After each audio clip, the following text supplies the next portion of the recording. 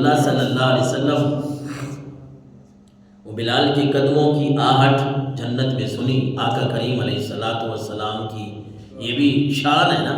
آپ علیہ الصلوۃ والسلام حضرت ابو ہریرہ فرماتے ہیں، بخاری مسلم شریف کی حدیث مبارکہ ہے، مسلم شریف کی حدیث مبارکہ ہے 6324 نمبر پہ.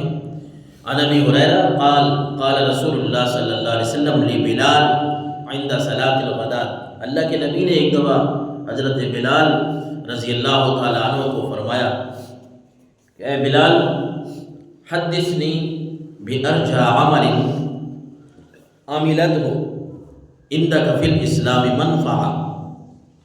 اے بلال کوئی ایسا کام بھی بتا، کوئی ایسا عمل جو اسلام میں تجھے اس نے بڑا نفع دیا ہو، بڑا کوئی اچھا عمل بتا، کیا کرتے ہیں آپ؟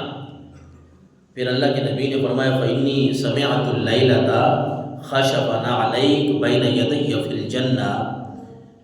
اے بلال رات میں نے آپ کے قدموں کی جو آہٹ ہے وہ بھی میں نے آسمانوں پہ سنی ہے.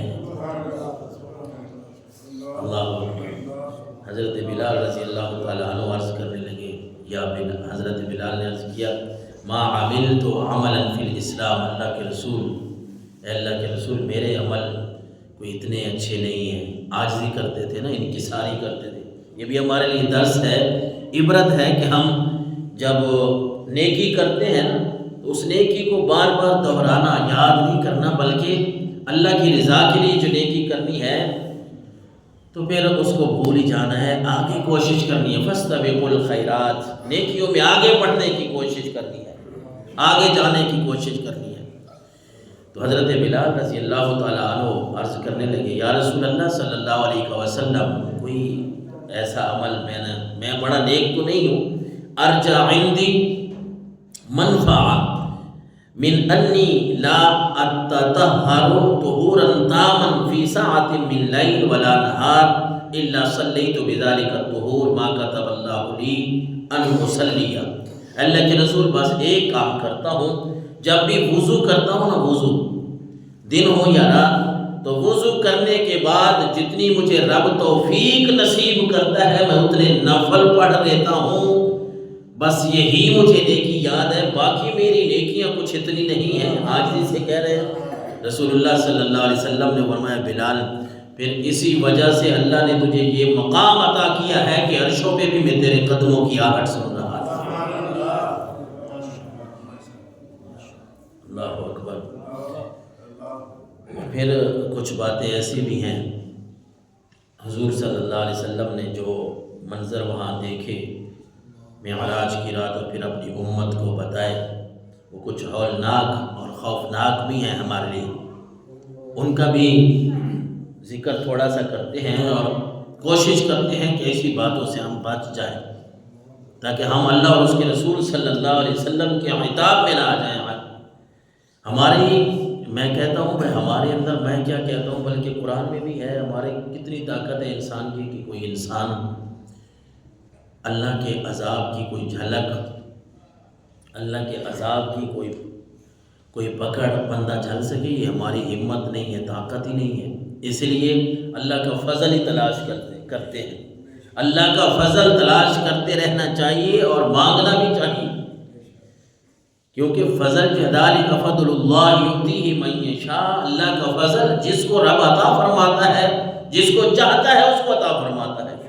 یہ اپنے نصیب کی بات ہوتی ہے.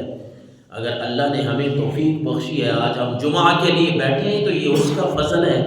ہم نہ کہیں کہ میں اپنا کاروبار چھوڑ کے آیا ہوں، اپنا فلاں کام چھوڑ کے آیا ہوں، فلاں دھندا چھوڑ کے میں بیٹھا ہوں. نہیں، بس رب سے یہی توفیق مانگتے رہیں اور سمجھ لیں کہ یہ رب کا فضل ہے تو اس نے آپ کو اپنے گھر بھیج دیا ہے. ورنہ ہم جیسے کئی ایسے ہوں گے اپنا کاروبار تو بند کریں گے شرم کی وجہ سے کہ جمعہ ہے، کیسے دکانیں کھول کے بیٹھیں، لیکن گھر جا کے بیٹھ جائیں گے، جمعہ نہیں ادا کریں گے، نماز نہیں پڑھیں گے. لیکن اللہ کا جو فضل ہوتا ہے نا، اس پہ انسان کو شکر کرنا چاہیے، الحمدللہ پڑھنا چاہیے. اور رب کے فضل کے اوپر جتنا شکر کیا جائے اتنا کم ہے. لئن شکرتم لازیدنکم. اللہ نے قرآن مجید فرقان حمید میں ارشاد فرمایا لئن شکرتم لازیدنکم، تم اگر شکر کرو گے تو میں اپنی نعمتوں میں اضافہ کرتا چلا جاؤں گا۔ کیونکہ عدل کے ہم لائق نہیں ہیں، عدل کریں تے تھر تھر کمین اونچیاں شانہ والے، عدل کریں تے تھر تھر کمین اونچیاں شانہ والے، فضل کریں تے بخشے جامن میں جے مکارڑے۔